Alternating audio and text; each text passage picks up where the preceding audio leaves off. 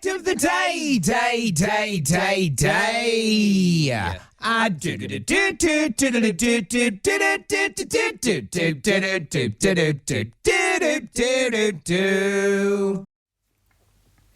Hello everyone, and welcome to Fact of the Day.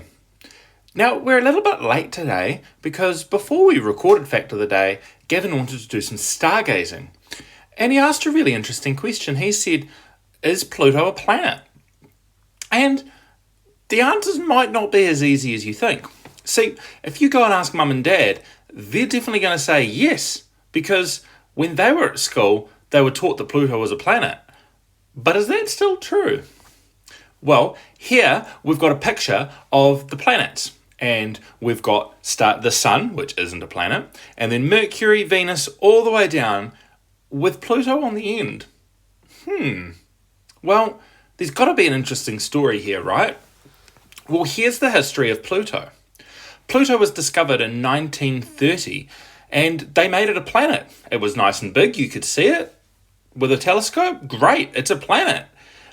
But then in 1992, they found other things out towards Pluto's direction that were also pretty big. And they started to say, well, what actually is a planet? Should we consider Pluto a planet, or is it just something else?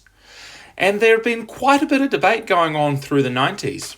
And it wasn't until 2006 when they finally decided, actually, Pluto's not a planet, it's a dwarf planet. It fits in the Kuiper belt with all the rest of the asteroids.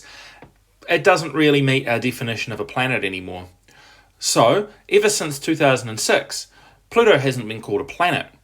Which does mean that, depending on who you ask, lots and lots of people out there will still tell you Pluto's a planet.